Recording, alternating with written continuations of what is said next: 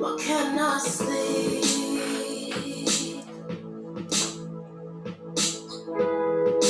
Got so many words to say, and I can't speak.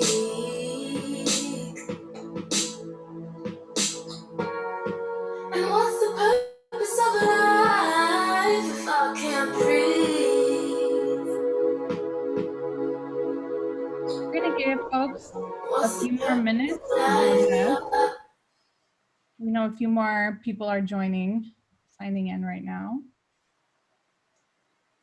But as we do that, we would love to get to know a little bit about who's here with us today. So we're going to do a few polls.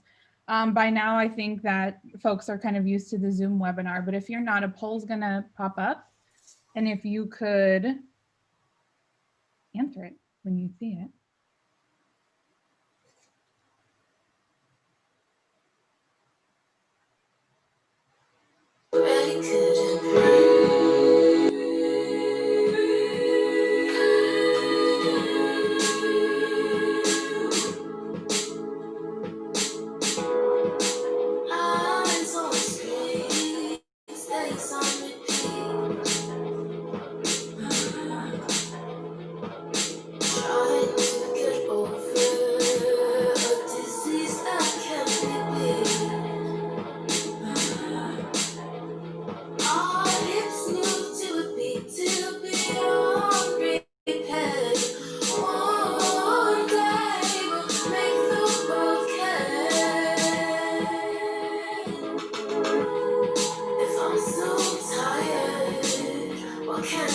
It looks like we have a lot of undergraduate students joining us today, which is great. Thank you so much for joining us tonight.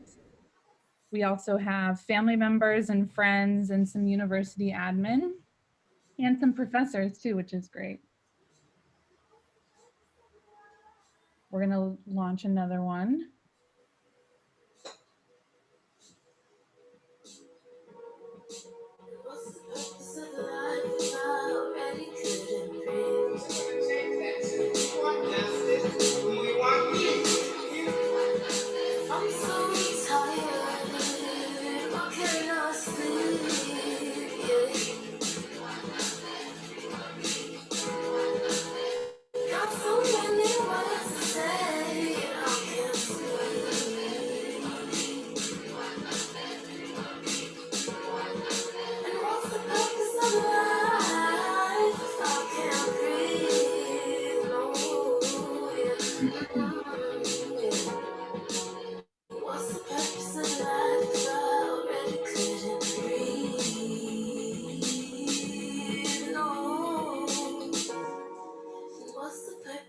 Okay.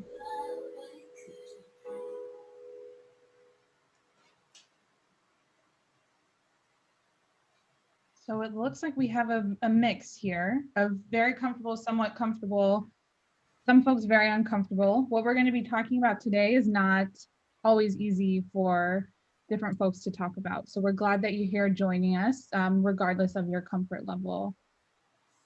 We have one last poll for you before we get started.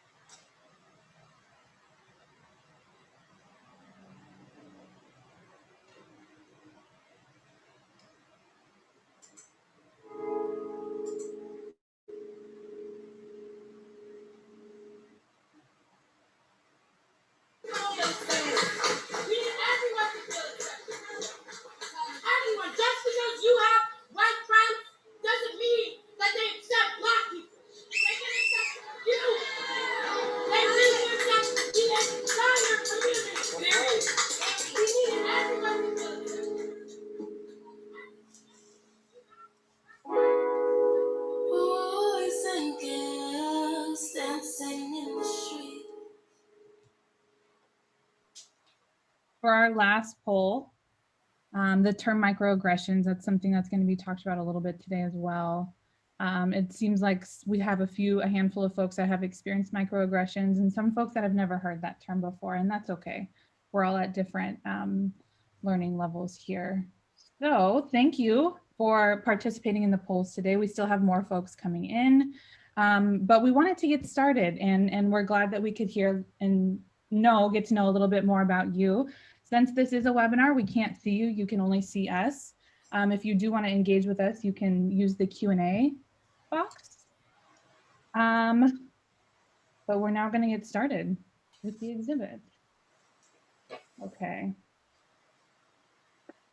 So we welcome everyone into the space that this group of women has created in the last few months. And we are so excited to have you join us this Thursday evening. As you can see, there's 7 of us here on the panel. Myself and Dominique will be acting as your moderators for this evening. And we wanted to give you a brief introduction to the PhotoVoice process and introduce you to some of the Zoom features that we will be using. Briefly, for folks that don't know, PhotoVoice is one method of participatory action research that utilizes photography and group discussions to capture an image that relays identified themes and messages from our panelists' day-to-day lives in order to create transformation and elicit action. This project was created by our panelists, Natalie and Sam, who then invited Lexo, Khalees, and Brianna in. As a collective, these 5 women have led the direction of this project, exhibiting the many intricate pieces of themselves and their experiences. The aim of this project and this exhibit is to increase your awareness of the diverse and multiple experiences and identities that exist within the Black community. What the collective has decided to share with you today is a small portion of what they have created over the last few months. We hope that you learn from this exhibit and take that learning back to your communities, students, universities, and yourselves. Hi everyone, before we begin, I want to give you a brief tour of the webinar. As you can now see on the screen, our agenda was to do a general welcome. Then we're going to move on to panelist introductions and then an introduction of the project. Next, we're going to go into the gallery of themes in which you'll get to see the beautiful photos that our panelists have chosen to display tonight, along with their own reflections on these photos. Then we're going to discuss some calls to action. And last, we're going to open things up for a question and answer period. Because we are in a webinar and we can't see or hear you, we're going to be using the Q&A feature to answer your questions. You can submit questions at any point during the presentation, and they're completely anonymous. To submit a question, you just click the Q&A button at the bottom of your screen and type your question into the box. You might get a typed response, particularly if it's a question about the technology or something like that, or you might get a Q&A. We're going to try to answer as many questions as time permits. And again, just want to remind you, since it's a webinar, we can't see or hear you, so the only way we can engage with you is through the Q&A. So please feel free to post your questions there. Thank you all for attending, and next I'm going to hand it over for our panelist introductions. Okay, so today we have 5 panelists that have really poured their heart and soul into this project. So as I say their names, I'm just going to have them wave and tell you hello so that you can put a face to the stories that you'll be hearing today. Alexia, Brianna, Khalees, Natalie, and Sam. Okay, perfect. Now that you've gotten to know the team a little bit, we want to just take a moment to thank some additional people. Z is a film student at SDSU who gave us her time so willingly to put together a beautiful introduction video that you are going to see next. And Hema is a community photographer who donated her time to edit the pictures that we'll present today. I'm now passing it over to Sam, who will introduce the project concept to you. Hi, everyone. So before we get started with the exhibit, I do have a brief note on the title, Black Lives Matter All the Time. A few years ago, I saw a social media post that has stuck with me ever since, something to the effect that every Black person in the US is one bullet away from becoming a hashtag. But Black Lives matter long before they are cut short, before we are turned into symbols and martyrized for a movement. I don't want to die in order for my life to matter. I don't want our lives or our deaths to be political. We're here today because Black Lives matter all the time, as we explore our identities, form communities, resist, fight, and heal. Our Black Lives matter all the time as we struggle and thrive and fail and succeed. I don't want to die in order for my life to matter. It already should. We are now going to introduce you to why this project became a meaningful part of each of our lives over the last 8 weeks using a short video. But before we begin, I do want to inform you all that the content in this presentation does feature discussions of suicide, self-harm, violence, abuse, and racial violence.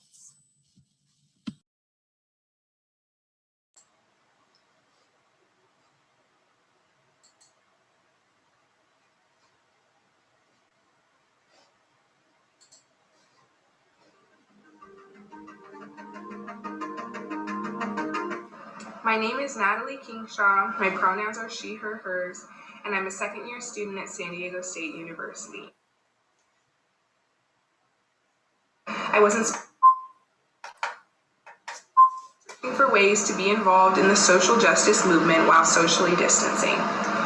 Through my involvement in Dance Marathon, I ended up attending a PhotoVoice exhibit and was inspired to start a similar project to focus on and validate Black stories. Growing up, conversations I've had with my sister, Samantha, have allowed me to understand the multitude of Blackness that is often overlooked and the experiences that are often invalidated. So, after I proposed my idea to Melanie, who is the researcher that facilitated the Mother Activist Project, and her colleague Dominique, I immediately shared my vision with Samantha, and together we started to build our research team, and the Black Lives Matter All the Time project was born. Hi, my name is Sam Kingshaw. My pronouns are she, her, hers, and I am a senior at Washington State University. I really wanted to be involved in the PhotoVoice project because I've always been really fascinated by the diversity of experiences within the Black community based off of age, gender, sexual orientation, class, and geographic location, and I wanted to be part of the creation of a space that allowed for the exploration of experiences of Black college students, because I am a Black college student, and also because I thought that it could help lead to some really valuable insights, and it has been a really cool project to be a part of. My name is Alexia Oduro, and I'm a junior attending San Diego State University. I wanted to join this project because at a time like this, where injustices are happening for Blacks living in America, our voices are all that we have. This project allows us to use our voices to advocate and educate for change, and I'm truly honored to be a part of it.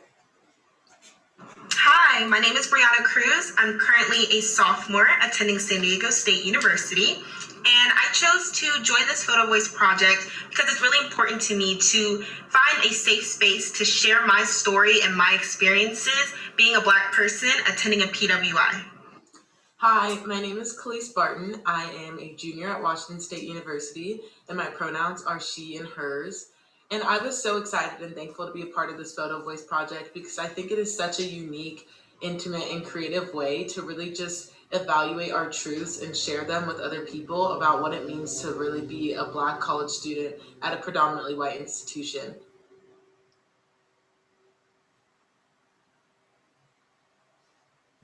Now that you know a little bit more about who we are and why this project matters to us, we're going to get started.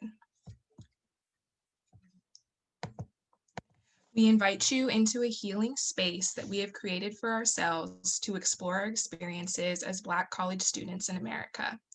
We have reflected on the elements of ourselves that are important, regardless of pushback in these anti-Black environments. Blackness is not monolithic or easily distilled into something digestible. The themes that run throughout our different stories provide the common ground and room to grow in our understanding of our own community. Together, our group formed 5 themes throughout the last 8 weeks that we have come to understand as essential to our experiences as Black college students. These 5 themes are identity, community, oppression, wellness, and resistance. The first topic that we're going to be presenting to you all today is identity. Identity is something internal, but also something that we come to understand through our external experiences and environments. As Black people, there can often be a disconnect between how we perceive ourselves versus the way we are perceived. However, identity is not one-dimensional. It is a combination and celebration of multiple aspects, including heritage, experience, and perspective. Discussing identity in this space revealed the similar thoughts and feelings that each of us has about our own personal and social identities. So I'm going to start this off with my personal story, hair identity. Like many other little Black girls, I grew up wearing knocker balls and twists in my hair. By the time I was in 3rd grade, I was dying to have straight, flowy hair. I wanted to wear my hair the same way as my friends did. My mom finally gave in and straightened my hair for my 8th birthday. I felt so beautiful. What I didn't know back then was that my natural curls hold so much strength and power. Hair is incredibly sacred to my Black ancestors, and embracing my hair connects me to those roots. Today, my natural hair brings me a strong sense of identity. I wish 8-year-old Brianna could have seen that. Hi, everyone. So to kick off my version of the identity series, I titled this photo My Strength. And so in this photo, besides me sits my papa. Pretty sure he's the strongest man that I'll ever come across. He has consistently provided me strength and hope in this world of what it really means to be a biracial human being. Most people know that I'm a papa's girl. We've just always clicked. I'm always connected to him, and I definitely have connected him to my identity of strength. In 2018, I got my first tattoo, which was visible in the photo there. It has a cross with it that says faith written in between it, and it also has my papa and my mom's birthdays. 2018 was a very tiring and challenging year for me. It brought a lot of change, suicide attempts, and very vulnerable moments. Through my papa and mother's strength and guidance, I'm definitely still here today. I identify with my mental health disabilities and challenges, but I do not let them define me. My next slide is titled My Beauty. In this picture is my mom, my great-grandma, and my grandma. These women have always represented the beauty of what it means to be a Black woman. My experiences of being a Black woman in college have definitely come with some consistent worries of how I look, how I'm presented, and what people will notice first when I enter a room. Prior to my college experiences, I was often questioned about my hairstyles, why I straightened my hair so often, and who I even wanted to look like. Through these women's strength, I have developed that confidence to identify with my Black beauty, whether that means rocking braids, natural curls, being tan, or pale from being in Pullman winters. Because of their capability to overcome America's stigmas and judgment around Black beauty and power, I know that I can always identify as a beautiful Black woman. Hi everyone, my first photo is entitled Who We Are. Being Black is truly a beautiful thing. My 16-year-old little sister has beautiful 3A curly hair. Do you know what 3A means? As African American females, our hair is a big part of who we are, but we are not just our hair. We are a community of strong, intelligent, beautiful, and worthy people. A new chapter. A few months before my high school graduation, I had a traumatic brain injury and my life changed forever. I struggle with processing and cognitive functions, but I work hard in school. When peers or professors learn about my disability, they are seemingly thoughtful and accommodating. However, despite the traumas that have occurred to my Black community this past year, there isn't the same level of thoughtfulness and accommodation of my Blackness as of my disability. At times, this seems more traumatizing than my injury.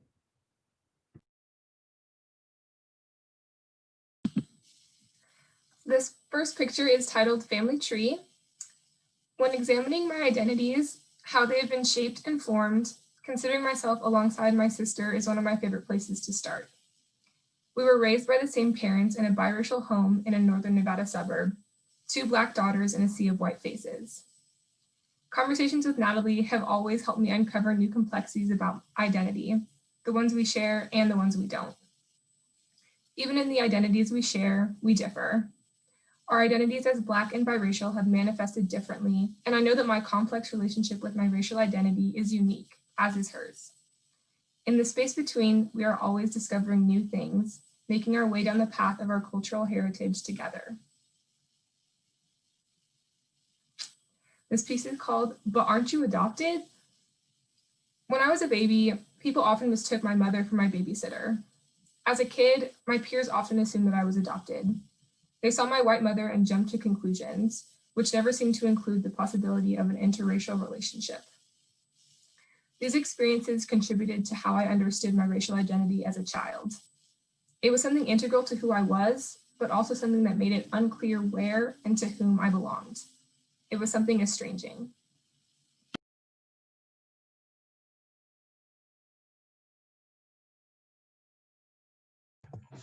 My first picture is titled Shades of Black.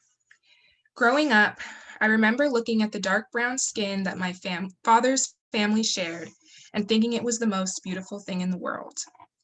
I dreamt of growing up and being the same shade as them and finally belonging. I was always so proud and inspired by my dad and his beautiful blackness. This photo was taken a few years before everything changed. I grew older, and I started to understand that being Black in America meant a lot more than I realized. Being biracial and Black became increasingly hard to navigate as a child and for my parents.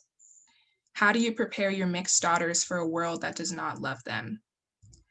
My dad used to tell me that no matter how biracial I thought I was, when I left the house, I would always be Black, and the police would never ask otherwise.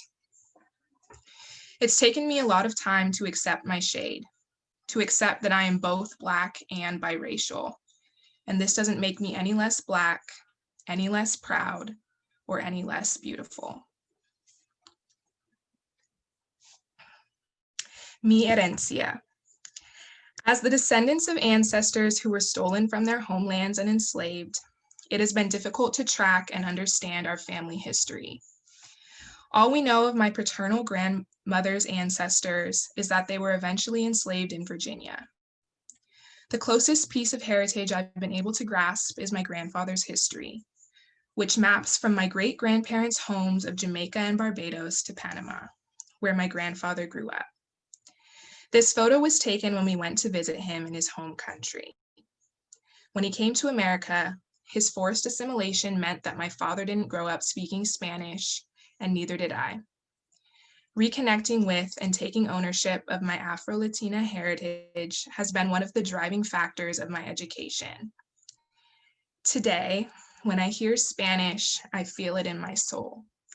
I hear my grandfather's spirit, finding peace in our reclamation of his native tongue, our rejection of the assimilation that has been forced onto us. Our next theme is community. Community is what shapes us through love, truth, and experience. But its absence can shape us through the search for something missing, our roots, a part of our culture that has very intentionally been stripped. As Black youth, it is our priority to restore and reconnect with our Black communities. Community can be a lot of things: geographical, ideological, generational, and familial. It is vital for growing, resisting, and healing. We all belong to different communities, but face the same challenges of being Black in predominantly white institutions. Community is hard to describe. It's a feeling. It's found in spaces and people that make us feel like we belong, are safe, are accepted, and are meant to be there. And in this space, we have created our own community. So this piece is titled Baby Queer. When I returned home from San Diego Pride in 2019 and my mom asked me how it was, I told her that I was tired because I'd never been that happy for that many consecutive moments in my entire life. It was also the first time in my life that I'd ever wished I was older. Tagging along with a group of 26 to 30-year-olds who affectionately called me Baby Queer, I found myself looking forward to that part of life. I longed to be surrounded by friends in a city with a vibrant LGBTQ+ community, secure in my identities and doing important work. My first Pride experience was a wider window into the community, one full of light and laughter and music and dancing, but also conversations about the politics of representation and identity and oppression and activism. Though Pride in its modern iteration is an event that I now challenge and critique, this was a valuable experience and a chance to feel claimed by my community. Community comparison. The top photo is a picture from 3rd grade after Girls on the Run practice. The bottom picture was taken at San Diego State University during an Aztec night in 2019. Back in elementary school, I was friends with anyone whose company I enjoyed.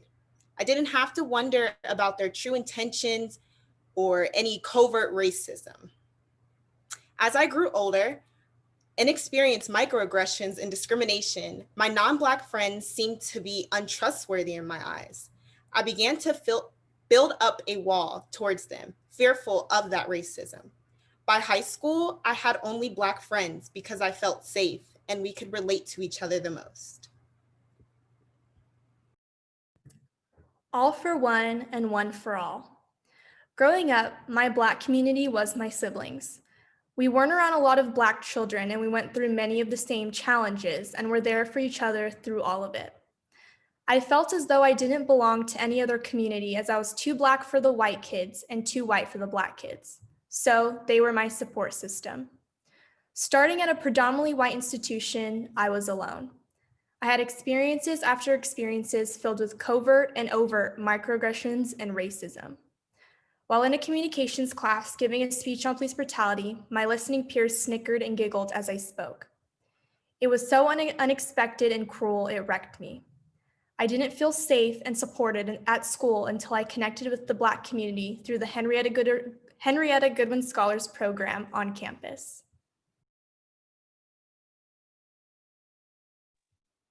We got you. Amid a local South Seattle protest, I looked over to my left and saw an elderly Black man come out of his cute little yellow house to sit on his steps and look over the youth marching for change, equality, and safety within our community, his community. These roots are so deep and the diversity is so evident. Change is coming, but our community will always remain together. To me, this is really what community is and what home feels like. Roots. Finding community helped me find my voice. This photo was taken at an MLK Jr. Memorial Dinner in 2019, which I attended as an essay contest winner. I wrote about my experiences growing up, both Black and biracial in Northern Nevada, how I didn't fully realize the weight of being Black until I was 11 years old, and George Zimmerman was acquitted for the murder of Trayvon Martin. I wrote my truth, and I was terrified. The acceptance and validation of my story surprised me, and this event was the first time I felt true belonging in my community. When I arrived at SDSU, I encountered the same fear of invalidation I had felt my entire life. Along the way, the Henrietta Goodwin Scholars Program and Black Resource Center have become rare spaces of belonging. The acceptance I felt the night of the MLK Jr. Memorial Dinner is something I feel every time I'm surrounded by HGS and the BRC. After searching my whole life, I cherish the community I have finally found. Our next theme is oppression. Oppression is both the legacy and the daily reality of Black people in the US. Oppression feels like constant suffocation, the struggle to stay afloat amid daily encounters with emotional, psychological, and physical violence. Oppression is a never-ending battle that, as Black students, we have to overcome day after day. For us, it feels like continually being suffocated, but growing accustomed to having that level of oxygen, debilitating but normalized. Yet, we thrive in spaces that were not built to see us succeed. Legacy. This is a picture of my grandfather, Reverend Dr. John Oduro. He faced a great deal of oppression and racism coming to America from Ghana, West Africa in the 50s, but did not let any of it deter him. He was the first African to graduate from what is now Azusa Pacific University and continued to excel and thrive in an environment and country that was built to tear him down. He went on to do amazing things, such as building a church, a school, and a university in Ghana. Oppression is generational. Through the years, it has repeated itself and taken new forms. I grew up learning about how oppressed my ancestors were through racism, slavery, segregation, and much more. I've come to realize that while many laws have ended some of these practices, the ideologies of those implementing these cruel systems have continued to stay the same, passed down to their kin, and that is why we are where we are today. Those with hideous and hurtful ideologies continue to bring down Black people and will continue to do so until they find it within themselves to respect those different from them. I continue to look to my grandfather's memory as an example of overcoming oppression. The things we carry. I was in 6th or 7th grade when the N-word was directed at me for the first time. We were working on a group project in class that involved designing and naming a park. And while brainstorming, a member of my group looked at me and suggested the name Nigger Park. The details of the experience are fuzzy, and after leaving class, I didn't think or talk about what happened for 7 years. The memory came back to me over the summer, a few weeks after a 5-year-old at the summer camp I work at called another camper the N-word. I buried the memory for 7 years. And what strikes me the most about this now is that at 11 or 12 years old, I already had such little faith in the education system that I didn't tell anyone about my experience. I already knew how it would end. I was traumatized, but I was also desensitized. By the time I arrived at SDSU, I was used to hearing slurs daily at high school and used to nothing being done about it. The trauma of being a Black student in an education system that I cannot trust makes me wonder how many memories I've repressed over the years in my struggle to cope. We're not okay. I took this picture on September 23rd following a protest in downtown San Diego. When I saw this wall, I thought that the irony symbolized many of my daily frustrations as a Black person. That week, I was feeling frustrated, devastated, furious, and hopeless after hearing the court rulings in Breonna Taylor's case. And still, I had to sit through Zoom meeting after Zoom meeting and was expected to be engaged, cheerful, and productive. There is something uniquely violent about this to me, as we are forced to witness Black bodies being brutalized, devalued, disregarded, and murdered. We are still expected to show up every day and act like everything is okay. And worse, we are expected to interact with non-Black people who genuinely believe that everything is better than okay. It's great. The constant and persistent ignorance of our daily realities perpetuates a system in which we can't even process our trauma because it is continuously invalidated. Generational hope. This photo resembles so much vulnerability, strength, and hope. My great-grandma and papa, who are in the photo, have faced a magnitude of challenges and oppression just to see the next generation be successful. My mother, who's also in the photo, is often the only Black woman in many HR offices. She then married my father, a white Englishman who quickly had to adapt to what walking around town with a Black woman and child came with. While he has always stood up for the both of us, it has definitely come with struggles and realities. My uncle, who has battled the criminal justice system, he has been in and out of jail as a Black man stuck in the system for as long as I can remember. Then there's me and my little cousin Jordan, and we are just the future and the hope that comes from the years and years of oppression that our family has faced for us.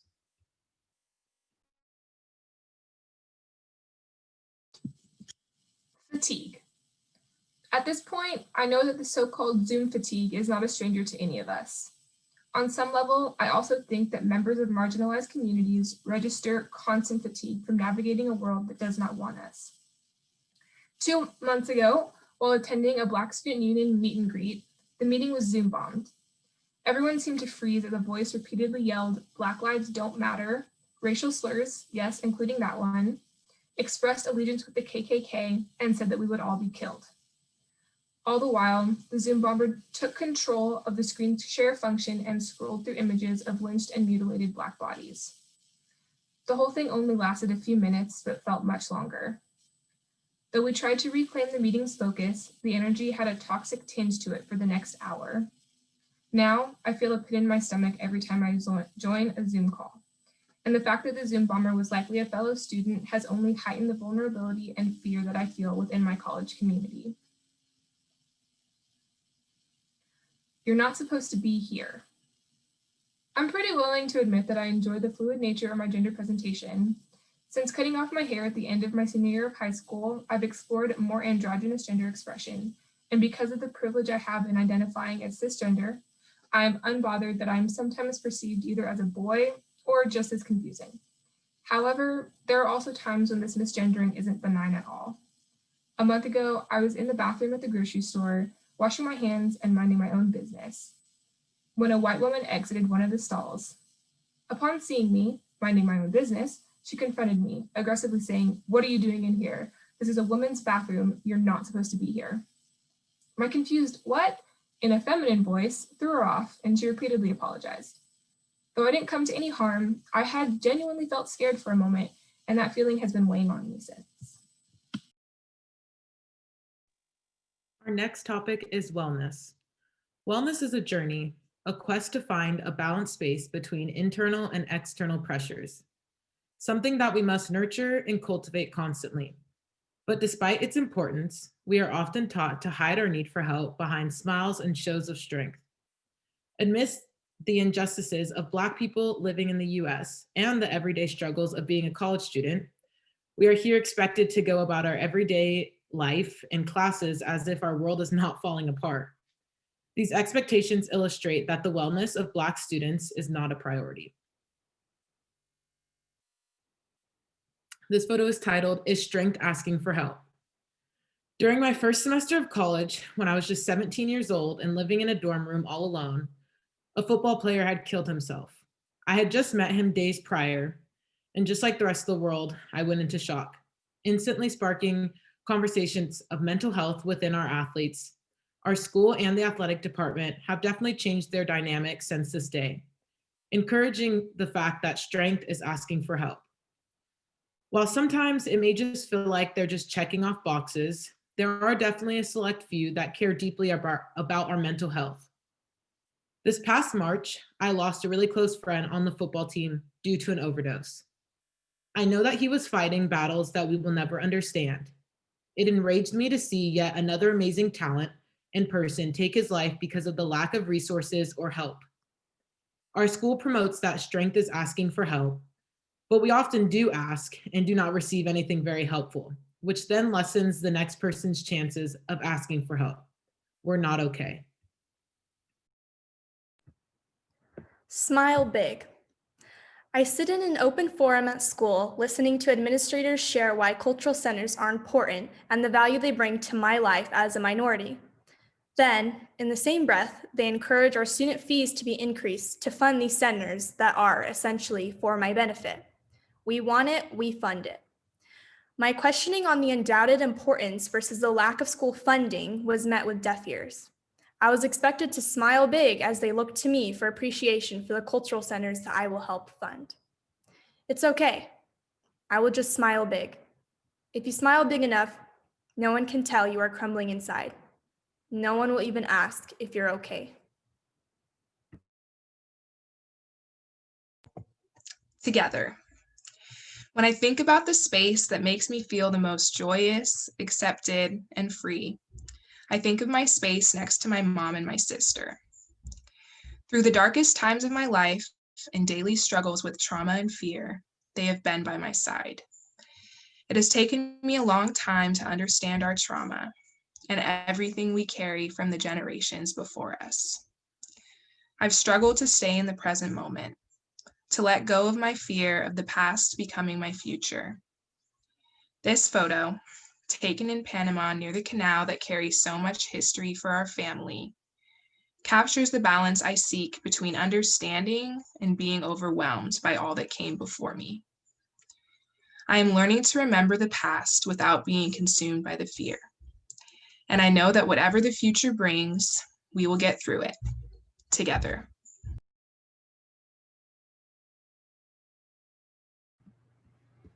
Time goes on. As time passes, so do relationships. In this photo, my family and I are warmly smiling. Anyone from the outside looking in would call us a picture-perfect, functional family. However, photos capture moments, not reality. I included this photo because it's easy to fake perfection. The subject of mental health should be easier to talk about within Black families, and I'm determined to break that stigma within the Black community someday when I form my own family. Take it easy, simple. No place on earth brings me such peace and serenity as the beach. I feel that my positive spirit exudes through this image. I also included this photo to talk about self-image awareness. I went through a major body transformation by staying consistent on a fitness journey. Before making that life-changing decision, I look in the mirror and think about how much more beautiful I'd be if I were skinnier. I lost 45 pounds and this time developed a new insecurity about my muscles. I felt less feminine. I loved and I hated this photo. When I'd express my insecurity to others, they'd say things like, "So many people would kill to look like you," which would only make me feel guilty for having insecurities like anyone else because we're all human. Lastly, the title of this photo is from a song called Summer 2020 by Janae Aiko. It brings me so much gratitude and thankfulness. Music is a huge escape for me.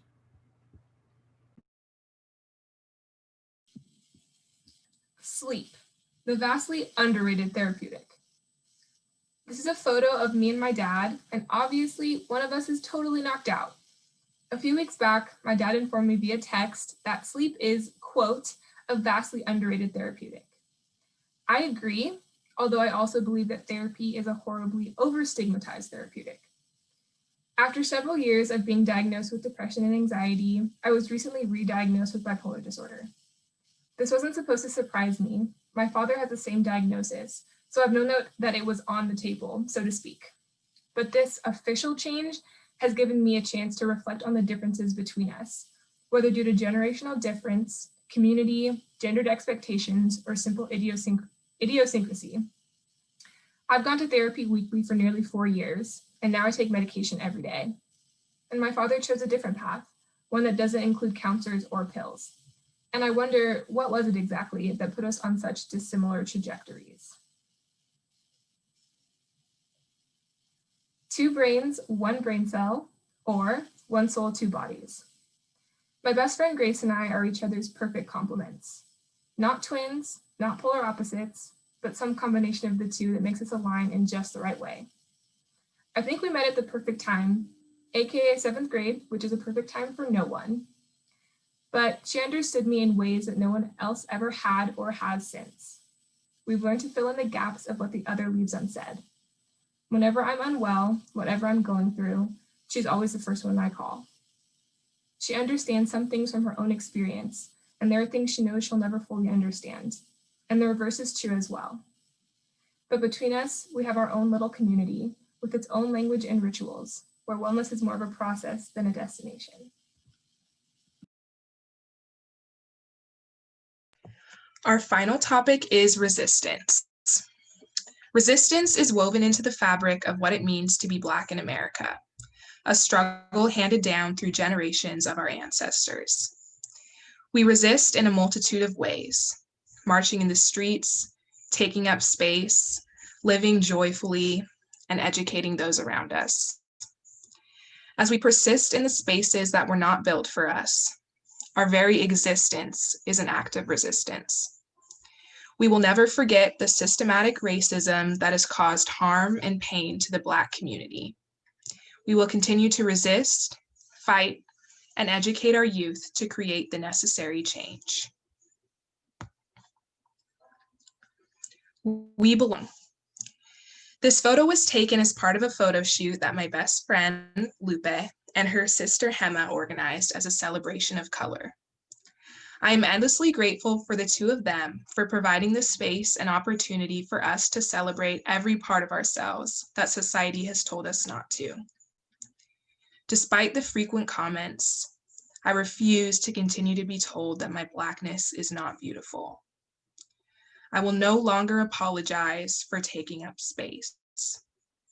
I will not apologize for my otherness, the shade of my skin, or the texture of my hair. I refuse to accept the weaponization, sexualization, and erasure of my body. I find strength in our pride, our celebration of identity, and our stories. We have always belonged, and we have always been enough. And recognizing this has been our most significant act of resistance. Who burnt the city down? This photo was taken at the very first large protest at Westlake Center in downtown Seattle, following the death of George Floyd and many others. This image shows downtown Seattle cop cars burning down, stores being broken into, gas and smoke covering the air, and chaos all over the streets.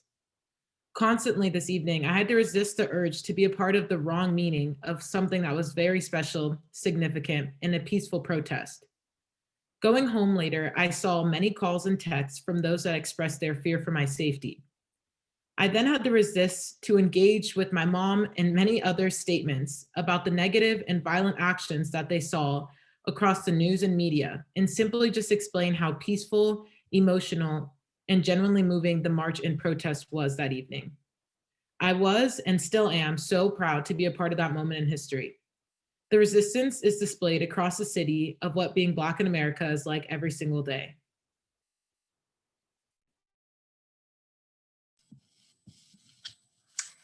James Baldwin said it best. I feel like the only thing I've been resisting lately is the urge to scream. The fear I felt my whole life hasn't gone anywhere, but rage feels like my constant companion.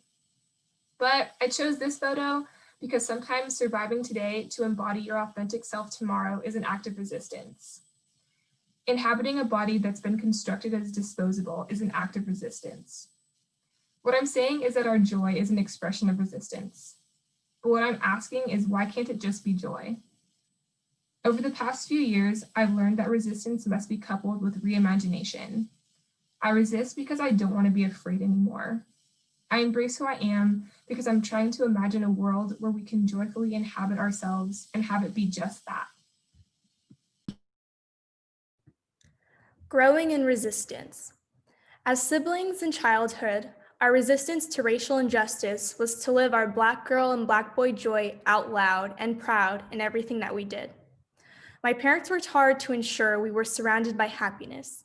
However, as we grew up and they taught us more about the injustices around us and against us, our resistance began to look a lot different. It now looks like faithful, sobering, and active resistance. From participating in Black Lives Matter protests, to educating others about systematic racism, to showing up every day to class at a predominantly white institution. We use resistance in our everyday lives in America as Black men and women. The next generation of resistance. The fight for racial justice has been going on since the beginning of time. We must educate our young people in resistance and how to stand against racism. We must empower them to continue the fight and encourage younger generations to continue the struggle our ancestors began. We must build the next generation of resistance. All right, next we're going to move into some of our calls to action. We need to create a healthier environment for our Black students and our Black communities. In order to do these, we are urging you to personally do the following and to encourage your friends, family, coworkers, and universities to do the same. To our non-Black allies, speak up, but don't speak over. When you can, amplify Black stories, but don't act like a voice for the voiceless. Educate yourself. Do not put it on people of color to teach you about racism. Examine how you may perpetuate microaggressions in your own daily life. Use your privilege to protect Black people and act when you see microaggressions or overt acts of racism. We should all be outraged, and we need our non-Black peers to continue to have honest conversations about race and privilege within non-Black communities. It's not enough to simply not be racist. Consider the difference between performative activism and substantive anti-racist activism. Allyship with Black people isn't a trend, it's a matter of life and death. And to our universities, increase student involvement in university decisions on how acts of racism will be handled. Responses to acts of hatred directed at students need to be created by students for students. Universities need explicit guidelines in place that protect the students being targeted, not the students doing the targeting. Prioritize Black, people of color, and queer people of color's mental health over achievement. Our wellness should not be the priority of the university as a whole, not just the responsibility of resource centers. Hold everyone accountable, not disrespectfully, but educationally. And lastly, to our Black community, recognize the diversity of identities and struggles that exist within our community, and be open to conversations about experiences that differ from your own. Our different experiences allow us to bring more strategies for resistance and change to the table. So it is important that we amplify all Black voices and experiences. Work to normalize about mental health, work to normalize conversations about mental health. Attending to the wellness of ourselves and our communities is integral to creating a better future.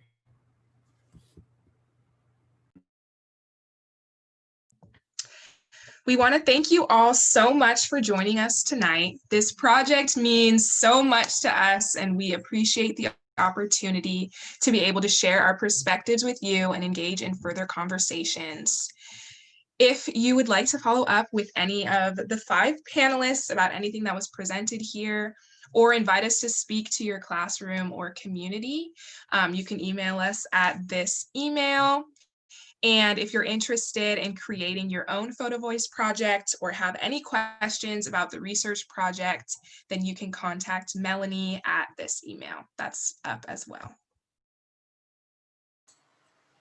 Fantastic. I think our presenters did a wonderful job, and now we're really excited to open things up for Q&A.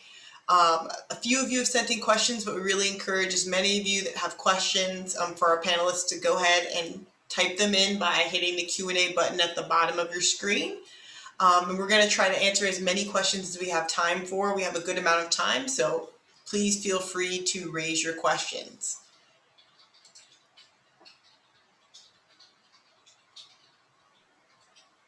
So it looks like we have a few shout outs. So we have some folks telling us thank you, telling our panelists thank you, and saying this is such incredible work.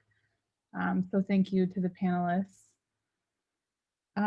We have another question asking, what is your experience with finding support outside of friends and family?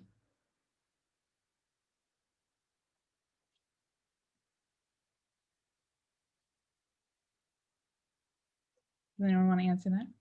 I can speak on it. I think for my own experience, I actually invited a couple of my professors here tonight. And I think that's actually been a safe space that I never thought I would find within a professor, especially just at a pretty big university. So I think just really like gaining personal experiences with those in higher power a little bit, and that do understand how the system works, and just being vulnerable with them as well, and understanding, letting them understand me on a more personal level has allowed me to succeed more as well, as attending a predominantly white institution. And then that, and obviously besides family and friends, like you asked in the question, but for me personally, just with teammates as well, because I am a student athlete. And I think just finding those that do really pay attention, are attentive to your needs as a person of color, and actually do the extra mile. And those that, I mean, have attended this event for me tonight, whether they're on my team or other sports teams, I think you really just find those select few genuine people in your group, whether they're just friends or peers or teachers as well. And you just kind of.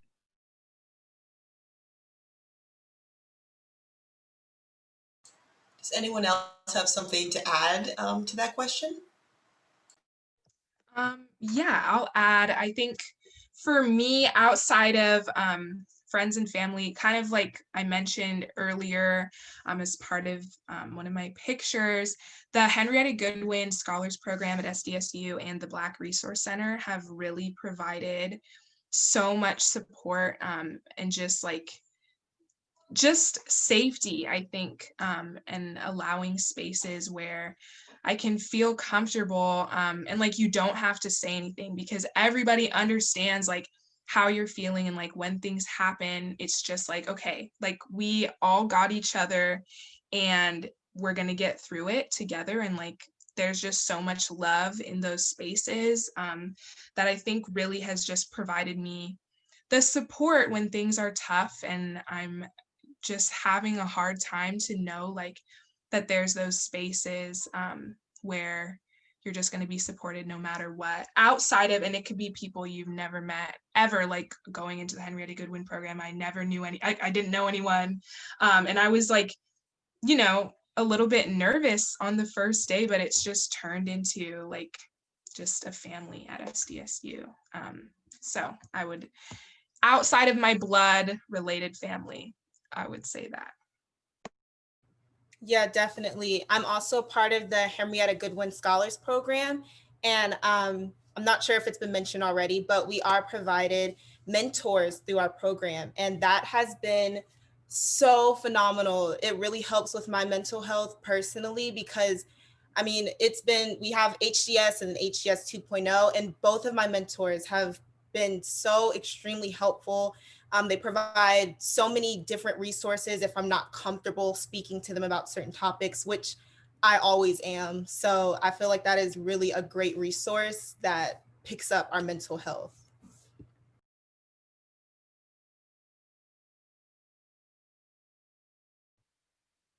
Okay, so our next question, what actions or response would you like to see from schools or workplaces after certain events happen, like the murder of George Floyd or the court hearing for Breonna Taylor? I can go first on that. Firstly, just acknowledgement, talk about it. It shouldn't be such a taboo thing where we can't talk about it. We can't even bring it up in conversation because it gets uncomfortable, it gets awkward. Just let us know that you are there for us, you're thinking of us. Maybe reach out, find some resources to send to your students or your employees, just anything, honestly, along those lines. I'm just going to share a quick story.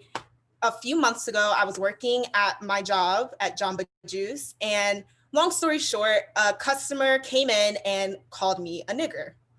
My upper management team did nothing. They didn't send out an apology. I'm so sorry this happened to you.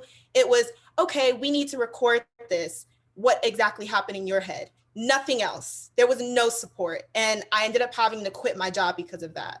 So just talk about it, honestly. Let us know that you're there for us and provide lots of patience, because like Natalie was talking about in one of her previous slides, we're expected to just be there and be our normal selves, and that's just, it's not reality. So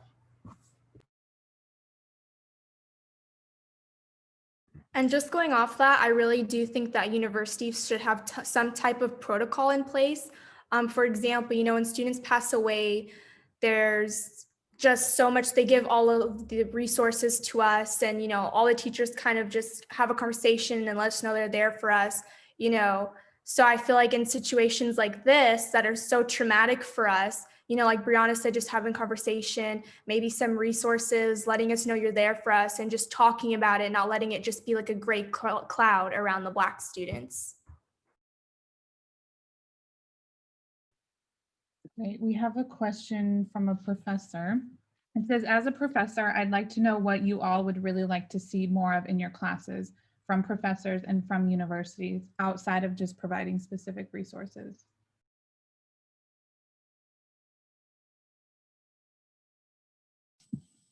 I can talk about that a little bit. I think it maybe on one hand depends a bit about like what is the class about, like what's the subject? Is it something that's like relevant to be discussed in like organic chemistry or something? I don't know, but I think what Lexo and Brianna were saying, like the acknowledgement of it is something that happens unrelated to the subject matter of the class. So I think that it would be completely appropriate to just say something, at the beginning of class after some event has happened, that's obviously going to have a big impact on Black students. And then I think in classes where it's even kind of relevant, like anything that's just like a little bit social science oriented or whatever, I think that we do need to be bringing more conversations about like the experiences of Black people and institutional and structural oppression and racism and all those kinds of things. Those do need to be talked about in class more, I think, because I do believe that those are topics that are relevant to a lot more than just like a Black history class. There's something that can be really integrated into a lot more conversations, but they generally aren't because people get uncomfortable.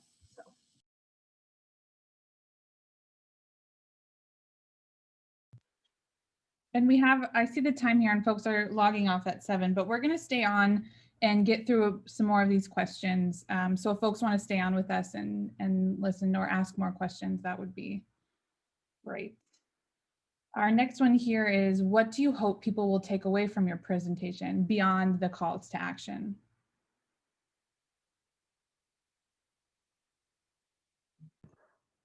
For me, it's that we're people and this is the reality of our lives. And it's not, you know, I love being Black, you know, and I was born Black. There's nothing I can do about to change it. Wouldn't want to change it for anything, but it does come with this harsh and negative reality. So I think just brings that to the attention that just because of the color of our skin, we endure so much that we just don't deserve.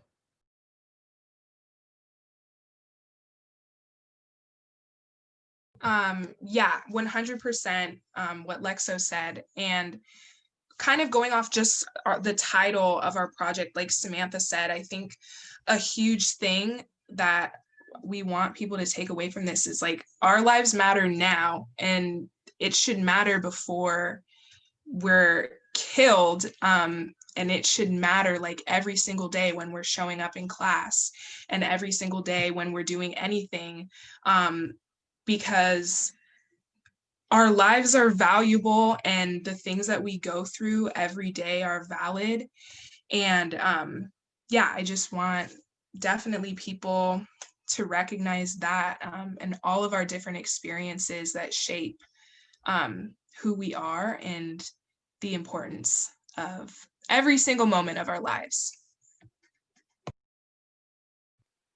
Okay, and did you learn anything important about yourself through participating in this project? I can go. I would say yes, definitely. Just kind of like I mentioned a little bit in my introduction clip, just having to sit with myself, even if it was just for like 5 minutes before our meetings to send Melanie my pictures last minute. Like I definitely had to take a second or two to just really think about our topics and experiences that I've had. And I feel like I've never personally given myself the space and time to think about everything and then really been provided a space to think about everything. So, you know, when we did have those topics every week, I would be looking through pictures and finding such old pictures and then recent ones like from the protest that myself and Natalie shared, and just coming up with all these different pictures. And I was like, wow, I've experienced all these things, or this image makes me feel A, B, C, and D. And I'd never really given myself the time to do that, or like I said, like been provided that space or even thought about pictures in that way and how they hold such emotion and memory and actually really do stick with us in such a deep meaning. And so, yeah, I would say I learned a lot about myself, and just getting to do it with this group was really exciting and really fun because I think we shared so many experiences, and from being a group that didn't really know each other originally, and then now I feel like I know them all so well, and like we shared such common experiences, good or bad. So it was definitely such a learning experience, at least for myself. Yeah. Thank you so much, Khalees. Does anyone else want to add on this question? Brianna, I see you jumping in. Go ahead. Yeah. So for me personally, I learned that I'm more than able to talk about Black Lives Matter, Black people, Black history, Black everything. But I learned that when it comes to my personal experiences, it is hard for me to talk about. I get very emotional. It's hard for me to put it all into words and really express exactly how I feel. So I'm going to work on that. But that is something that I learned about myself while participating in this project.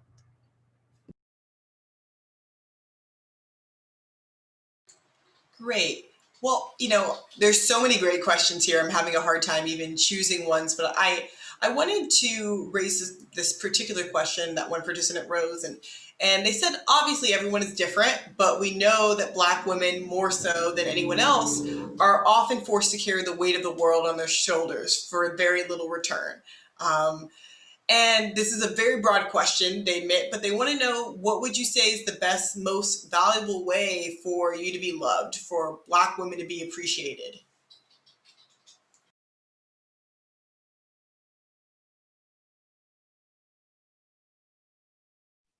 I would say from my personal experience, it's been through other people, at least like before I could learn to do it myself. And as I still figure out how to like love and appreciate myself for who I am, I think just having like another core group of Black mentors, or especially Black women mentors and peers and people your age, like I said, that are facing similar battles as you, to like uplift you and remind you about who you are really. And kind of like Brianna said, like it is very easy to stick up for other people and, you know, preach about A, B, C, and D. But when it comes to ourselves, I think it's always going to be harder. And that's just self-talk, and that's how it is. But definitely having a core group, especially of women of color, or that identify as women of color, and just go through those similar struggles and battles that you may face, just to keep reminding you, as you would definitely remind other people like of their worth as well. Yeah, I definitely agree with everything you just said. I think also just simply checking up on us. I mean, everyone, it's kind of known, sorry, that Black women are just so strong, incredibly strong, and can do anything. But we still sometimes need a shoulder to lean on. And I think that it's important to not just see me with a big smile on my face, like Lexa was saying in one of her slides. You see this big smile, you see me doing all these different activities, and you're just going to assume that I'm okay. But if you're my friend and you really love me and appreciate me, I think it would be really helpful to just send out a text, a quick call. Hey, how are you doing? How are you holding up with this, that, and the third? So, yes. Just to add really quick onto that, I totally agree that like checking in on people is super important, especially, you know, Black women. I do think that that's something like maybe the best way to like show your love for Black women is to be doing it all the time. Like it should be a constant practice. Over the summer when, you know, everything was happening, that is still happening. Suddenly I was getting a lot of messages from people asking, how are you doing with everything going on? But like, I was also Black last year. I was Black the year before that. And I needed people to be checking in on me and understanding that I was going through things as a Black woman in America, like all the time. It wasn't just something that started in June. So I think constantly like actively engaging in like love and support for Black women, for like the Black community is really important, not just when things like get flipped over into crisis mode.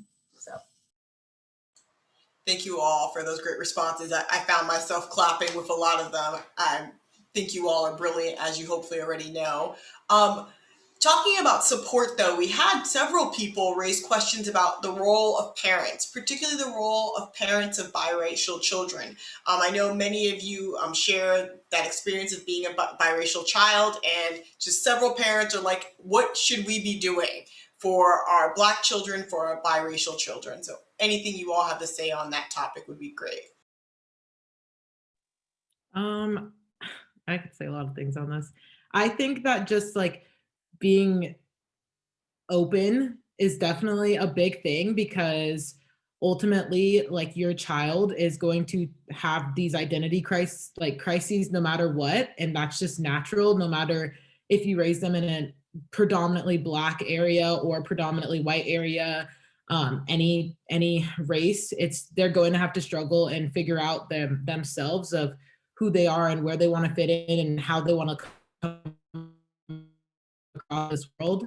But I also just think just being so true and open with like who they truly are and their roots to their best abilities. I think that's something that like was very challenging for me being a biracial kid, I guess, growing up, but also something that I'm very appreciative of. Like I mentioned, like my dad was born in, his entire family was born and raised in England. And so that's like not something that people know about me when they first look at me, definitely.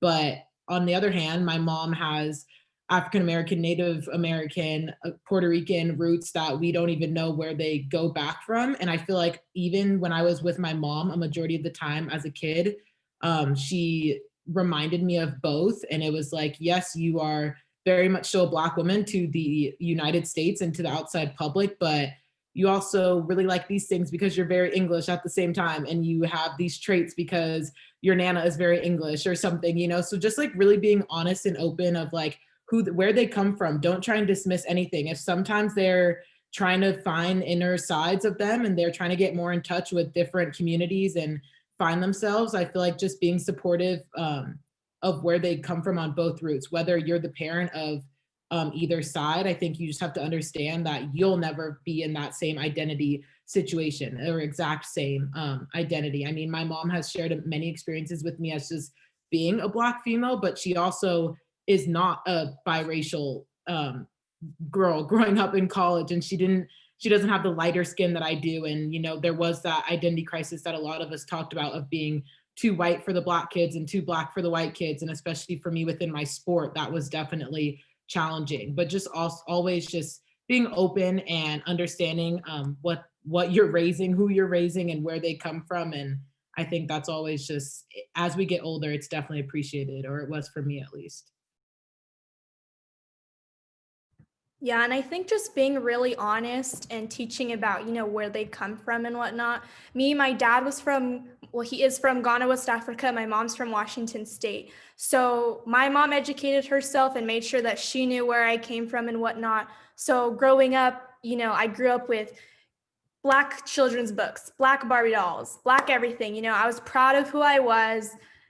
And so when I got older and started experiencing these things, I was like, okay, I know who I am. You know, it doesn't, you know, it sucks, but it doesn't affect me the way it would have if I wasn't so comfortable in my skin and in my ethnicity and whatnot.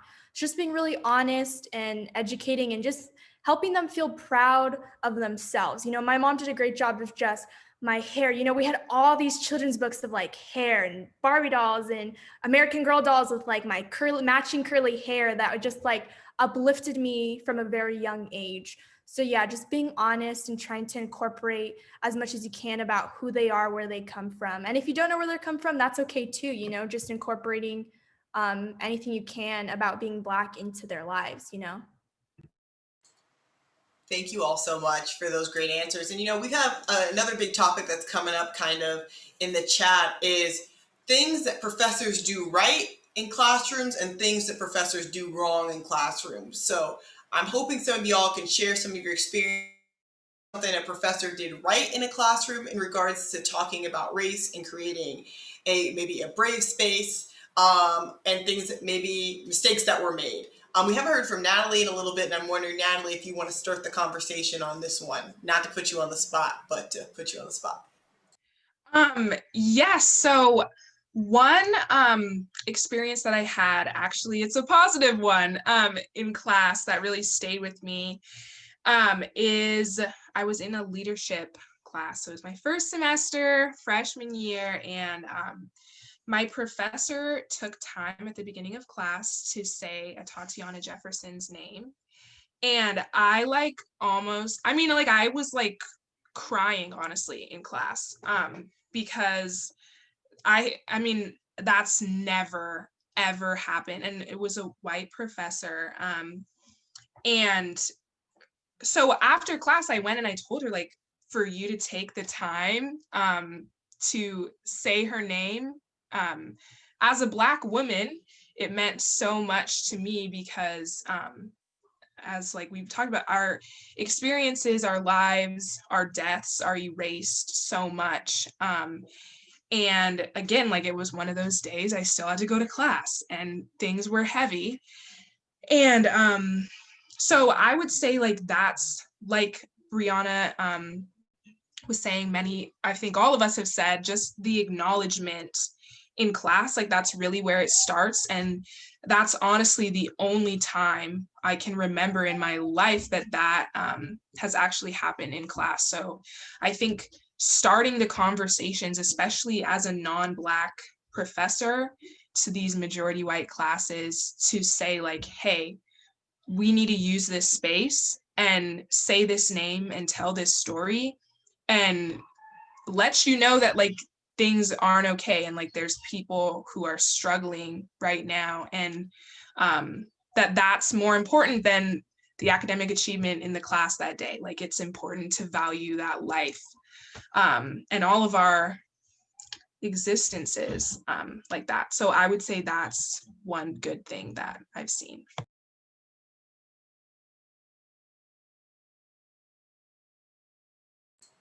Anyone have anything to add? Other question was also about things like material professors covered in class that really helped with this conversation as well. I guess I can talk a little bit about that. And I know it does definitely depend on like what major you do, but like I'm a women's studies major, and we like in a lot of my classes we've done a lot of material or like work with Black feminist theory. So it has been something that I've been like lucky that issues about like race haven't mostly been shied away from like in my own educational experience. But I also know that's like very specific to me. So that's all I can really say on that point.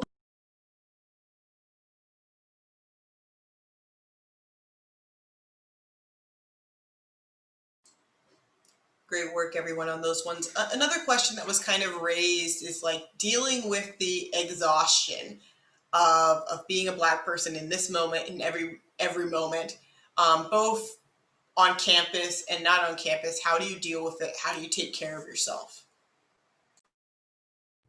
I can speak on that. I take care of myself by surrounding myself with people who are feeling the same way as I am. Some ways I do that personally at my school is through different club meetings. Normally, when there's just a terrible, horrific event, they'll have a healing circle or just all the different clubs on campus. The Black clubs on campus will put on events for us to come and just openly discuss about our feelings. And that really does help me. This might just be a personal thing. This is honestly just a wellness tip, but I journal about it. That really helps me just get everything out because as I mentioned previously, I'm not good into like just talking and putting everything into words, but I feel it. So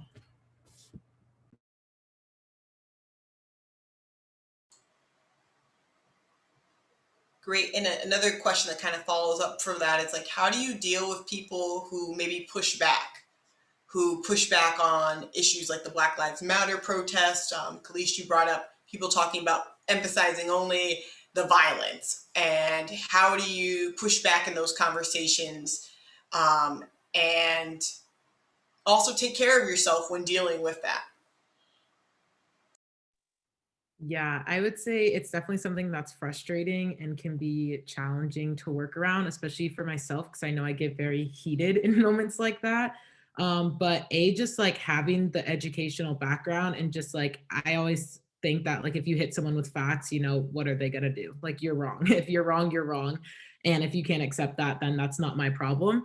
But I would definitely just say like being showing facts, being educational with anything that you provide to people, because that always makes me feel better. Like I said, like if they're wrong, and you just kind of have to step away sometimes and know that you handle the situation best you can. But also just, I think always sharing real experiences too, and like personal understandings and yeah, just experiences of what you have to say, especially as a person of color, maybe talking to someone that's not of color.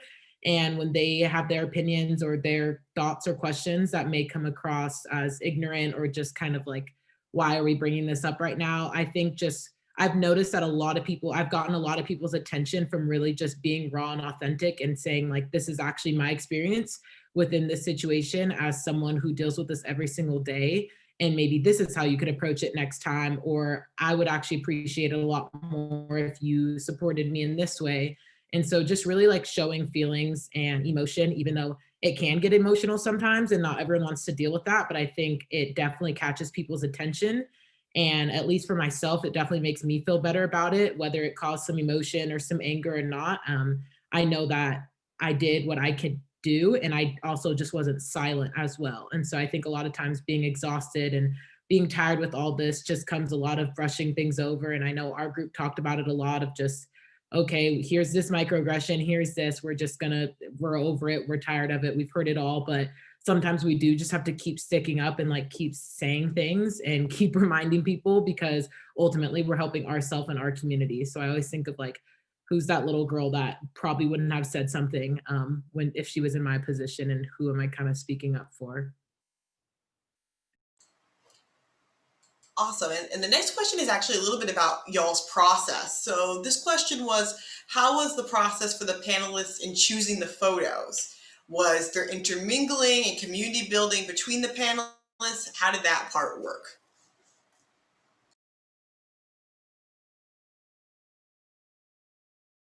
So for me, oh wait, sorry, Natalie, were you about to say something? Are you sure? Okay, so for me, my first thought, I would sit there and read the questions that was asked of us over and over, and I'm like, what picture can I possibly find for this? So the first thing I do is go to my mom and we would talk about it. I feel like talking out loud, definitely finding a peer or like me, a family member, to just talk it through out loud really helped me to choose pictures that actually were very powerful to me and pertain to the topic. Yeah, that helped me. Natalie?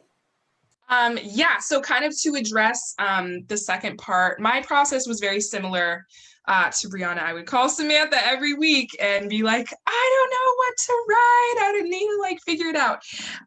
But for the part about like intermingling and everything, yes, so we would have our topics for the week and then go like pick our pictures and write about them separately and then meet together and like all talk about our experiences that went with each picture. And that was like truly the highlight of my week, honestly, because we just got to all sit and like be validated in our experiences and hear the similar experiences and stories and just feel supported after sharing like tough stories. So yeah, we would then like meet with everyone and share like multiple pictures for each topic. And then the hardest part was narrowing it for what everyone saw today. But yeah, hopefully that sheds some light on kind of the process for the whole team as well. Great. And time has really flown by. At first I was like, are we going to be able to fill until 7:30? But of course we can, because these presentations were awesome. We have enough time for about 2 questions. So I apologize if there's some questions we don't get to. But again, feel free to reach out to the panelists if there's further questions you want answered about this, or reach out to Melanie if you have more questions about PhotoVoice. But the last 2 questions I kind of want to end on. This first one is like, what's next for this group? I think that this is a great moment to kind of talk about what you all plan on doing next.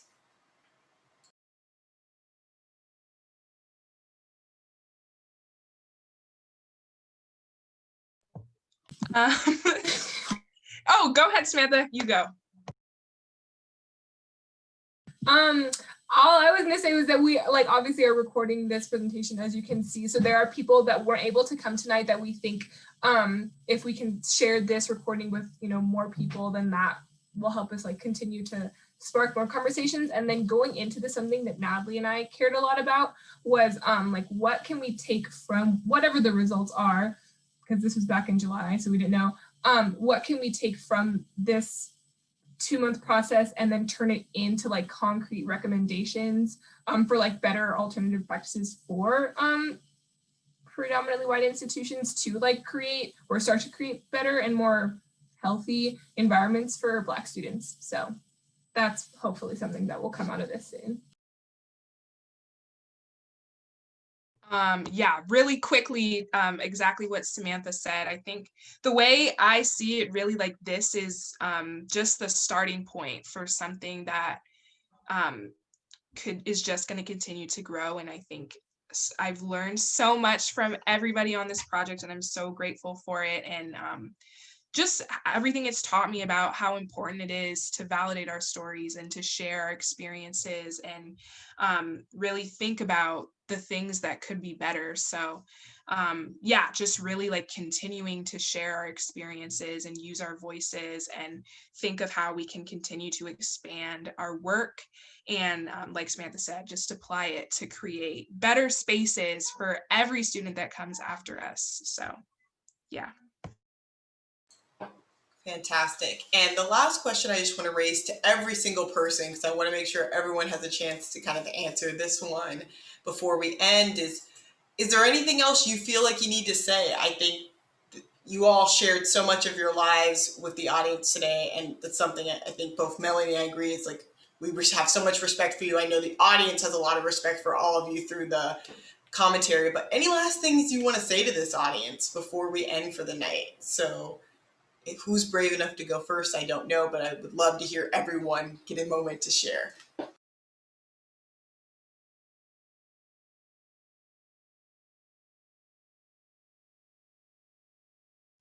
I can go.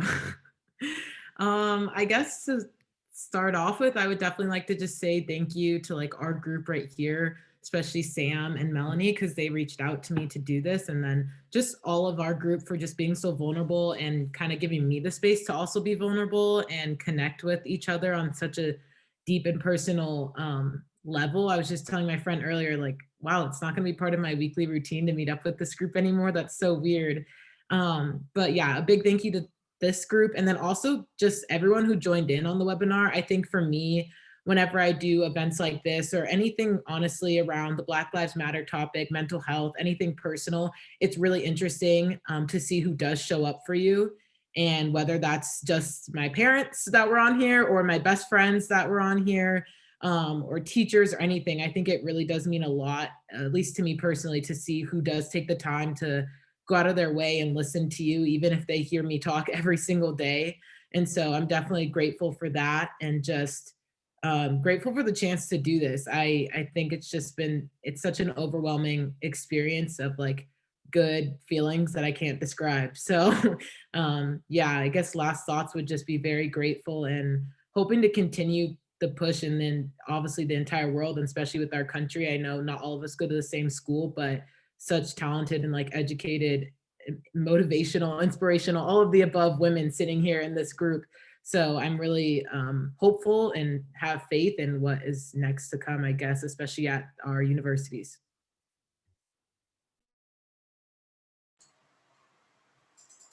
Thank you so much, Khalees. I think Natalie is ready to go next. I'm going to just jump in to make sure you all jump on each other. So Natalie? Okay. Yes, so I'm gonna say, honestly, as Sue Bird once said, if anything that we said today or that you heard today was uncomfortable, then that's a good thing. It was uncomfortable to write and to share. I mean, at least personally, I could say it was uncomfortable to share. And we need to become more just embrace the discomfort of having tough conversations and listening to experiences that aren't pleasant, because that's the only way we're gonna create positive change. So that would be one thing I'll say. Also, thank you so much for attending. Lastly, as my shirt says, Black Scholars Matter, that's what I would like to say as well. So thank you for coming. Thank you, Natalie. And I think Brianna? Yes. Okay, so like everyone has been saying, thank you guys so much for coming. I'm so excited for how much we've been able to spread the word about this with just, how many of us is it?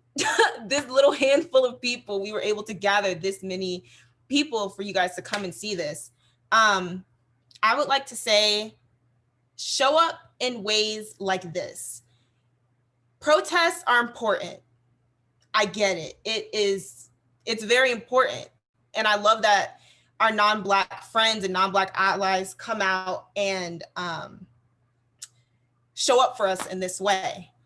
But there are other ways to show up, like really educating yourself. I feel like a lot of people become performative, and I just urge everyone to stay away from that. Stay away from performative action. Do something that actually matters and actually does something for the Black community.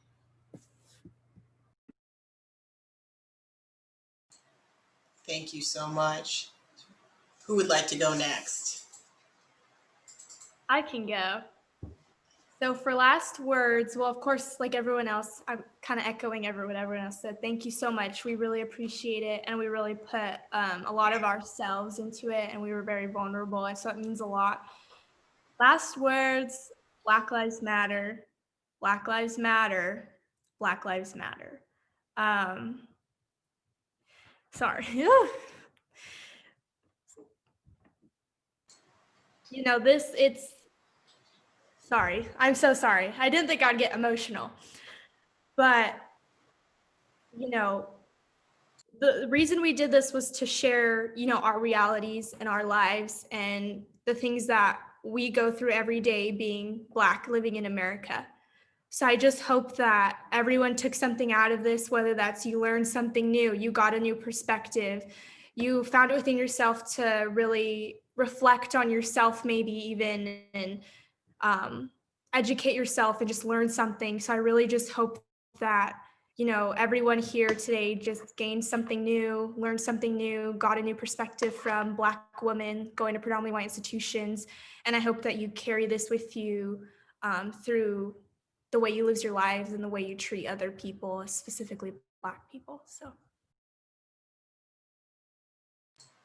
Thank you so much, Lexa, and no need to apologize for getting emotional. I think this is a really hard topic, and again, so much admiration for all of you being so honest. And last but not least, I think that we have Samantha. So obviously, to echo everyone else, thank you all so much for coming out tonight. I know that it's not always fun to jump on like another Zoom call after a day of Zoom calls, but we did work really hard and put a lot of ourselves into this exhibit. So I'm really glad that so many people were able to see it. If there are two things that I hope you take away from this, it's first of all, that Blackness is not just one thing. Like there are a lot of different ways to like embody your Blackness if you are a Black person. Like there are 5 of us here tonight that put this exhibit together, and that's 5 different ways of being a Black person in America. And the other thing would be that the revolution is not a one-time event. So please show up tomorrow.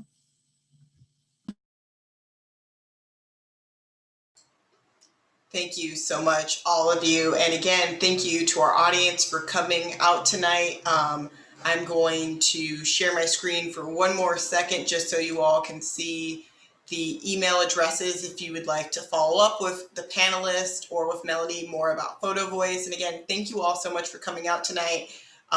Like our wonderful panelists have said, this is just one night of a longer journey or fight for racial justice, but we appreciate seeing you all here tonight with us. And thank you again.